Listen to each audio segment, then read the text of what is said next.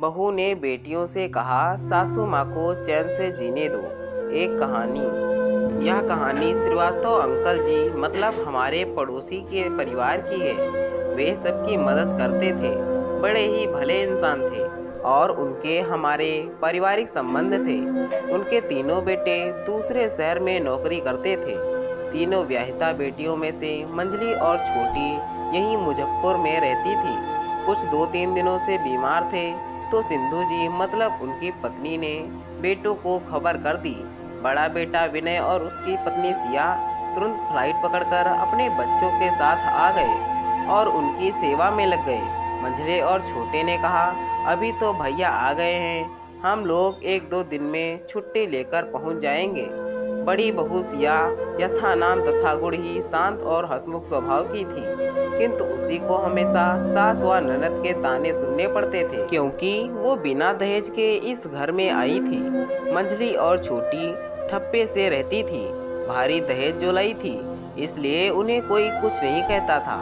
सिया वैसे तो वह नौकरी करती थी, लेकिन मौके बेमौके जैसे ही कोई काम पड़ता, पर्व त्योहार या सास ससुर बीमार होते तो उसी को बुलाया जाता था। इसका कारण यह था कि वह मन लगाकर सेवा करती और कभी पलटकर सास को जवाब नहीं देती थी। विनय ने कह रखा था, सिया अगर कोई शिकायत हो मुझसे कहना, माँ पिताजी या परिवार में किसी को उल्टा जवाब मत देना और ना ही किसी का दिल दुखाना। इसलिए सिया कभी भी शिकायत नहीं करती थी कि और भी 2 बहुएं हैं, उन्हें क्यों नहीं बुलाते, बल्कि जैसे तैसे दफ्तर से छुट्टी लेकर पहुंच जाती थी। पिछले 8 बरस से यही सिलसिला चल रहा था। इसी ही कारण अब सिंधु जी का मन उसकी तरफ से साफ हो गया था और वे उससे सुख साझा कर लेती थी और प्रेम से बात करती थी। किंतु जब कभी परिवार इकट्ठा होता और विशेषकर बेटियां आ जाती तो वही पुरानी खूंखार सास बन जाती थी। बहरहाल श्रीवास्तव जी अस्पताल में भर्ती थे। रात को अचानक तबीयत बिगड़ गई और डॉक्टर्स ने बताया कि वे अब इस दुनिया में नहीं रहे। विनय फोन करके दोस्तों और रिश्तेदारों को खबर दे रहा था। सिया अपनी सास के पास ही बैठी सांत्वना दे रही थी। बड़ी बेटी दूसरे शहर में थी, वह आ गई थी। कुछ घंटों बाद मंझली और छोटी भी पहुंच गई। मंझले और छोटे बेटे बहू भी आ गए थे। कहने को तो श्रीवास्तव अंकल अपने पीछे एक भरा पूरा परिवार छोड़ गए थे, लेकिन सिंधु आंटी अपने आप को नितांत अकेला और असहाय महसूस कर रही थी। अभी रिश्तों की असलियत और समाज की सच्चाई से उनका सामना होना बाकी था। पंडित जी आ चुके थे, अंतिम यात्रा की सारी तैयारियां पूर्ण हो गई थी और सिंधु जी अपने पति के पार्थिव देह को पास बैठी हुई करुण विलाप कर रही थी। सिया के आंसू रुकने का नाम नहीं ले रहे थे। वे अपने सास के पास बैठी रो रही थी। सिंधु जी की बड़ी बेटी दहाड़े मारकर रो रही थी। मंझली बेटी, छोटी बेटी और मंझली बहू औपचारिकता करते हुए नजर आई। छोटी बहू जो 2 महीने पेट से, वो एक तरफ सोफे पर निर्विकार रूप से बैठी हुई थी। उसकी आंखों में एक आंसू भी नहीं था। उसके हाव भाव से लग रहा था कि वह इंतजार कर रही है कि कब ये सब रस्में खत्म हो और वह अपने मायके जाए। पार्थिव देव को शमशान ले जाया जा चुका था। अब बारी थी घर को साफ करने और ऐसे मौके पर किए जाने वाले रीति रिवाजों की। सिया की मौसी सास के निर्देश पर सिया सभी काम कर रही थी। सिंधु जी का सिंदूर पोंछा गया। अब नावन, नई की पत्नी, ने सिंधु जी को नहलाया। नावन ने कहा, जाइए अब साड़ी पहन लीजिए। सिया ने अलमारी से एक साड़ी निकालकर सास को दे दी। तब तक उनकी बड़ी बेटी आ गई और बोली, भाभी ये क्या? ये तो कत्थई रंग है, कोई सफ़ेद या हल्के रंग की साड़ी दो। वैसे सच तो यह है कि सफ़ेद साड़ी तो बिरले ही कोई ब्याहता रखती होगी अपनी अलमारी में। लोग क्या कहेंगे? पापा को गए अभी 1 दिन भी नहीं हुआ और मम्मी रंग बिरंगे कपड़े पहन रही हैं। सिया को बहुत गुस्सा आया। मन किया कि कह दे कि यहाँ कोई फिल्म की शूटिंग नहीं चल रही है जो सफ़ेद कड़क कलफ लगी साड़ी पहनकर रोने की पूर्व तैयारी है, पर कुछ बोली नहीं। एक हल्के रंग की साड़ी सास को पहना दी। अब छोटी ननद उसके पास आई और बोली, भाभी अपने सलवार सूट दे दो, मैं कपड़े नहीं लाई, नहा कर घर जाना है। वो धीरे से बोली, क्यों? तब ननद ने जवाब दिया, आप सब लोग तो हो यहाँ, मैं अब तीसरे के दिन आऊँगी। वैसे भी अभी यहाँ मेरा कोई काम तो है नहीं। इतने में बड़ी ननद आकर बोली, ठीक है, माही को भी लेते जाना, आराम कर लेगी वहाँ। सिया हैरान थी कि अभी पिताजी को गुजरे हुए एक दिन भी नहीं हुआ और बेटियां कैसी बातें कर रही हैं। दोपहर तक मंझली बेटी भी चली गई। शाम होते होते छोटी बहू की माँ ने सिया की सास को बताया कि मैं अपनी बेटी को ले जा रही हूँ। यहाँ गर्मी के माहौल में बच्चे पर बुरा असर पड़ेगा। ब्रह्म भोज के दिन इसे लेकर आऊंगी। बेचारी सिंधु जी क्या कहती, उन्हें तो अपना ही होश नहीं था। विनय ने पिता को त्याग दिया था, इसलिए 13 दिन तक पिता के कमरे में ही रहना था और सारे कर्मकांड करने थे। रोज जो मृतक के लिए पिंड देने को भोजन बनना था, वह रिवाज के अनुसार चूल्हे पर बनना होता है। सिया ने अपनी जिंदगी में कभी चूल्हा देखा भी नहीं था, लेकिन आजकल रोज उसी पर जैसे तैसे खाना बना रही थी, क्योंकि रिवाज है। दोनों पति पत्नी तन मन धन से सारे रस्म रिवाज कर रहे थे। सिंधु जी सब देख रही थी कि विनय और सिया कितने जतन से सब काम कर रहे हैं। मंझली बहू अपने मौसी सास, बड़ी ननद और नानी सास के साथ सिंधु जी के बगल में बैठी रहती। उसके सर पर तो जैसे पूरे घर की जिम्मेदारी आ गई थी। पता नहीं कैसे वह रोज 20-25 लोगों का बिना तड़के तेल मसाले का सादा खाना, चाय पानी सब अकेले कर लेती थी। उसे भी खुद पर आश्चर्य होता था, लेकिन उसे दुख इस बात का था कि इस व्यस्तता में उसे अपनी सास के पास बैठकर उन्हें सांत्वना देने या उनके आंसू पोंछने का समय नहीं मिल पाता था।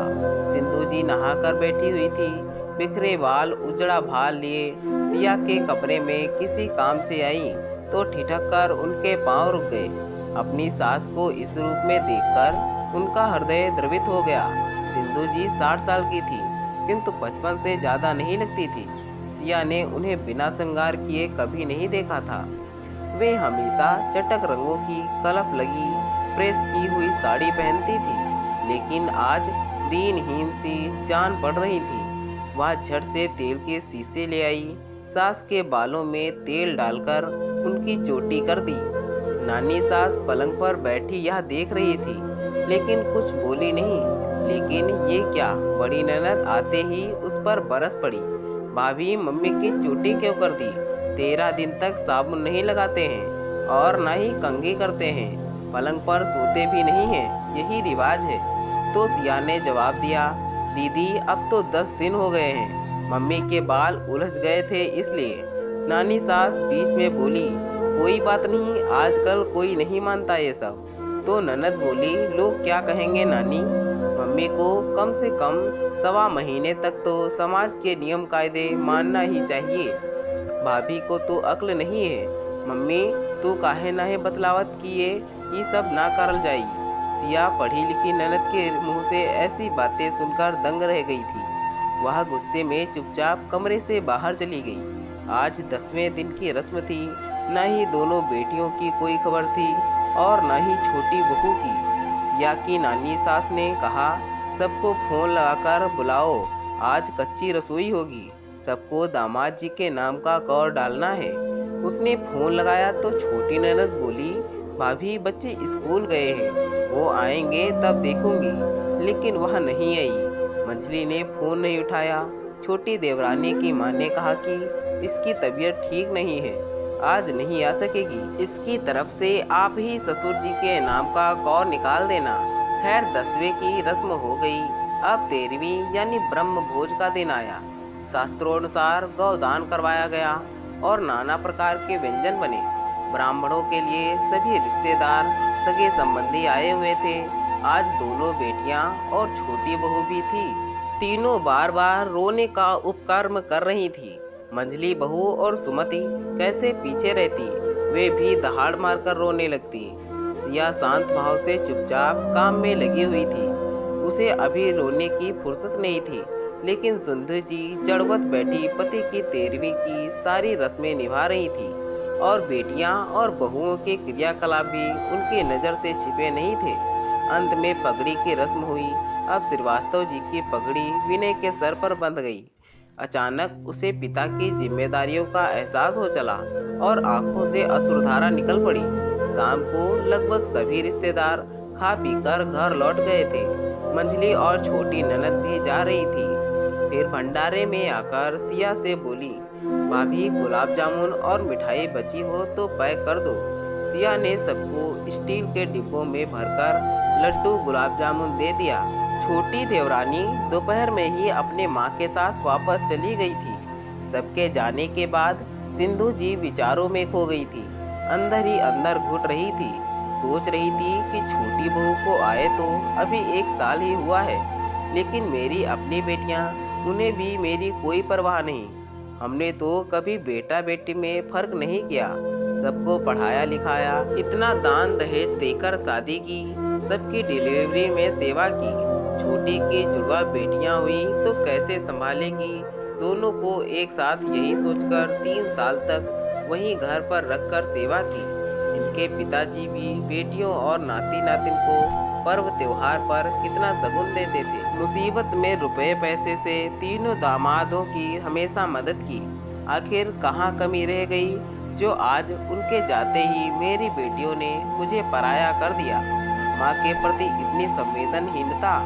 बड़ी बेटी को उन्होंने खुद मंझली बहू से कहते सुना था कि भाभी मम्मी के कपड़े साड़ी 1.25 महीने तक तुम लोग मत धोना, अब शगुन होता है। एक तो पति के जाने का दुख, उस पर बेटियों का बदलता व्यवहार। सिंधु जी अपनी बेटियों के व्यवहार से टूट चुकी थी। सोच सोच कर उनकी आंखों से आंसू बराबर उनके गलों पर लुढ़क जाते हैं। वे अपने आप को बहुत ही अकेला अनुभव कर रही थी। आज उनकी माँ और बहन भी सिया को सास का ध्यान रखने का बोलकर चली गई थी। कल बड़ी बेटी भी लौट जाएगी। शाम को बड़ी बेटी सुमति सिंधु जी के पास आकर बोली, मम्मी तेरी अलमारी की चाबी देना जरा। उन्होंने चुपचाप चाबी दे दी। सिया अभी उनके कमरे के सफाई कर रही थी, तभी सुमति ने माँ की अलमारी खोली और छांटकर सारी नई साड़ियाँ जो अब तक पहनी नहीं गई थी निकाल ली। सिया ने पूछा, क्या कर रही हैं दीदी? कुछ नहीं सिया, मम्मी क्या करेंगी अब इन साड़ियों का? वैसे भी साल भर तो अब कहीं जाना नहीं है माँ को। लेकिन दीदी ये वाली साड़ी तो पिछले महीने मम्मी जी ने अपनी पसंद से मेरे साथ जाकर कितने चाव से खरीदी थी। इसे रहने दीजिए, अभी नहीं तो थोड़े दिन बाद पहन लेंगी। सुमति बोली, भाभी तुम्हें कोई साड़ी पसंद है तो तुम भी ले लो। अब वैसे भी अब मम्मी को इतनी भारी साड़ियाँ नहीं पहनना चाहिए। और हाँ, कल मैंने सबके सामने कुछ नहीं कहा, लेकिन आप 1.25 महीने तक माँ को बिना नमक का ही खाना देना, यही रिवाज चलता है यहाँ। मेरे ससुर जी शांत हुए थे तो मेरी सास ने सारे नियम फॉलो किए थे। तभी सिया की मंझली देवरानी आ गई। बोली, दीदी कल मम्मी कितनी तेज आवाज में भैया को बुला रही थी, आप उनको समझाओ कि थोड़ा धीरे बोला करें, अच्छा नहीं लगता, लोग बातें बनाएंगे। सुमति बोली, हाँ मैं समझाऊंगी माँ को, ये सब अच्छा नहीं लगता।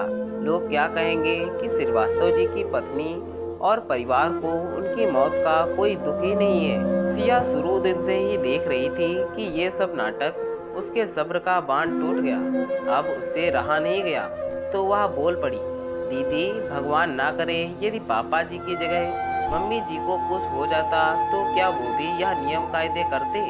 सिया तुम पगला गई हो क्या? समाज आदमियों को ये सब करने को नहीं कहता। दीदी मम्मी के कपड़े छूने से छूत लगती है, उनकी नई साड़ियों में छूत नहीं लगेगी क्या आपको? सब लोग अच्छा खाना खाएंगे, मम्मी जी सब्जी में नमक भी नहीं खा सकती, कैसे खाएंगी बिना नमक का रूखा सूखा भोजन? ससुर जी आप सबके भी तो पिता थे, तो फिर सब नियम कानून ससुर जी पर ही क्यों लागू हों? किन लोगों की बात कर रही हैं आप लोग? और क्यों? दीदी पापा जी की उम्र 75 बरस थी, वो अपने सारे फर्ज निभाकर अपना जीवन अपने मुताबिक जी कर गए हैं इस दुनिया से। अरे हम तो बहुए हैं, लेकिन आप तो बेटी होकर भी मम्मी जी के दुख दर्द में उन्हें सांत्वना देने के बजाय क्या करो क्या ना करो की सलाह दे रही हैं। आपको अपनी माँ से ज़्यादा दुनिया और रीति रिवाज पड़ी है। आप कब से लोग क्या कहेंगे सोचने लगी। लोग तो बाद में कहेंगे, आप तो अभी ही अपनी बातों से मम्मी जी का कलेजा छलनी कर दोगी। दीदी मैं आपसे कह देती हूँ, भगवान के लिए आप ऐसी कोई भी फिजूल बात मम्मी जी से मत कहना। ये भूलिए मत कि ससुर जी दुनिया से गए हैं, सासू माँ अभी जिंदा हैं। भगवान के लिए उन्हें चैन से जीने दीजिए, उन्हें उनके हाल पर छोड़ दीजिए। कहते कहते उसका गला रूंध गया, आंखों से आंसू बहने लगे। इधर किसी काम से आई सिंधु जी के पांव दरवाजे पर ही ठहर गए। उन्होंने सारा वार्तालाप सुन लिया था, शायद इसलिए उनका माथा चकरा गया। लड़खड़ाते हुए वही दरवाजे के सहारे बैठ गई। सुमति झट से माँ के पास आकर कुछ कहने लगी। उसने क्या कहा वे नहीं सुन पाई। उनका मस्तिष्क सुन्न पड़ गया, हाथ पैर ठंडे पड़ रहे थे, पूरा शरीर पसीने से तरबतर हो गया था। सिया घबराकर विनय और अपने देवर को बुलाई। विनय दौड़कर बीपी मशीन लेकर आया। बीपी 160 था। तुरंत टेबलेट दिया और माँ को पलंग पर लिटा दिया। उनकी आंख लग गई। थोड़ी देर बाद जब आंख खुली तो सिया चुपचाप उनके पैरों के पास बैठी थी। सिंधु जी ने धीरे से पुकारा, सिया, तो वह झट से उनके सर के पास आकर बैठ गई और सर पर हाथ फेरकर पूछा, अब कैसी तबीयत है मम्मी? सिंधु जी फीकी मुस्कान के साथ बोली, अब तबीयत भी ठीक है बहू, और दिमाग भी। सिया ने कहा, मैं आपके लिए कड़क चाय बनाकर लाती हूँ, पीकर ताजगी महसूस करेगी। तब तक सुमति आ गई और बोली, माँ अब कैसी तबीयत है? मैं ठीक हूँ बेटी। माँ मेरी फ्लाइट की टिकट कल की है, लेकिन अगर आप कहो तो मैं रुक जाती हूँ।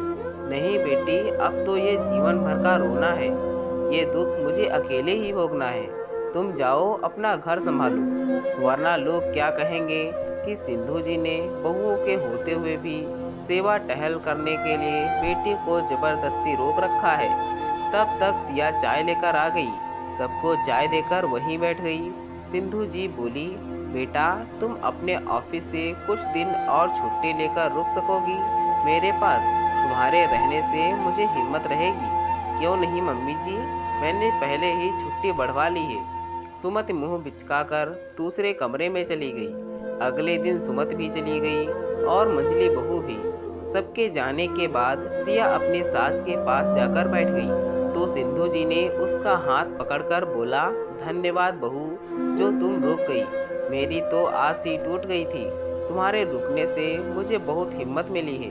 ये आप कैसी बातें कर रही हैं मम्मी जी? ये तो मेरा फर्ज है, इसमें धन्यवाद कैसा? क्या आप मुझे अपनी बेटी नहीं मानती हैं? मैं भी आपकी बेटी जैसी हूँ। फिर ऐसी बातें क्यों कर रही हो आप? तुम मेरी बेटी नहीं हो बहू। अच्छा हुआ तुम मेरी बेटी नहीं हो। जो दुख मेरी बेटियाँ नहीं समझ पाई वो तूने समझा। मैंने तुझे कितने ताने दिए, लेकिन ये तेरे संस्कार हैं जो तू आज भी अपनी सास की इतनी परवाह करती है। भाग्यशाली है तेरे माता पिता जो तुझ जैसी बेटी पाई है। उनकी आंखों से आंसुओं की धार अविरल बह रही थी।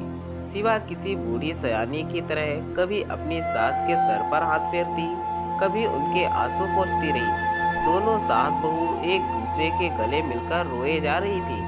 सिंधु जी को रिश्तों की परख हो गई थी। वहीं सिया का मन हल्का हो गया था कि वह अपनी सास का दुख बांट पाई। कुछ देर बाद जब भावनाओं का ज्वार थमा तो सिंधु जी ने कहा, बेटा मैं बहुत खुशनसीब हूँ जो तू मेरी बेटी नहीं है, बहू है। सिया झट से सासू माँ के गले लग गई, लेकिन एक सवाल उसका पीछा नहीं छोड़ रहा था।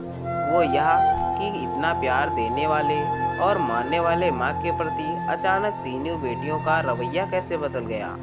तो दोस्तों, यह थी हमारी आज की कहानी। अगर यह कहानी आपको पसंद आई है तो कृपया इसे लाइक करें और कहानी पर अपनी राय देने के लिए इसमें कमेंट करें। दोस्तों, ऐसी ही और कहानियाँ सुनने के लिए हमारे चैनल को सब्सक्राइब करें। धन्यवाद दोस्तों। Thanks for watching this video.